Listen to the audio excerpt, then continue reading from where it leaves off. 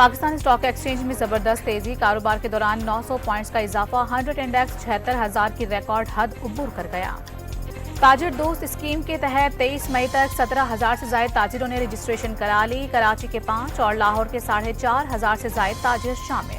پاکستان اور IMF کے درمیان اسٹاف لیول معاہدے کے لیے پیش رفت، جامع اقتصادی پالیسی اور ریفارمز پروگرام پر بات چیت کا اعلامیہ جاری۔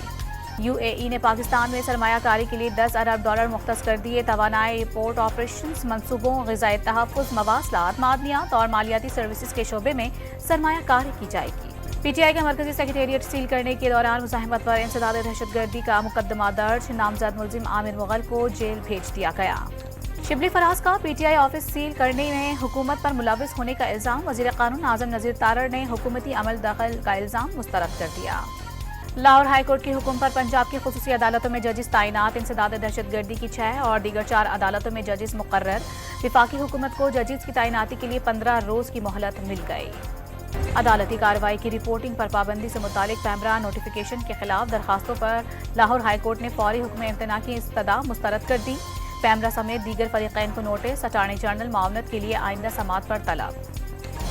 تاریخ میں پہلی بار وفاق سے پہلے صوبائی بجٹ، خیبر پختونخوا حکومت آج بجٹ پیش کرے گی۔ 2024-25 کے بجٹ کا کل تخمینہ 1700 ارب تجویز۔ ہیلی کاپٹر حادثے میں ایرانی صدر ابراہیم رئیسی اور رفقا کے جاں بحق ہونے کا واقعہ، پاکستان نے ایران کو تحقیقات میں مدد کی پیشکش کر دی۔ الیکٹرک نے بجلی کے بنیادی ٹیرف میں $10.69 فی یونٹ اضافہ مانگ لیا، بنیادی ٹیرف $44.69 فی یونٹ مقرر کرنے کی استدعا۔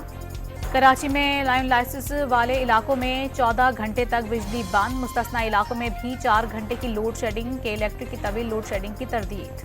اور ملک بھر میں گرمی کی شدید لہر، لاڑکانہ میں پارہ 50 ڈگری سینٹی گریڈ پر پہنچ گیا، پنجاب کے بیشتر شہر ہیٹ ویو کی لپیٹ میں آ گئے۔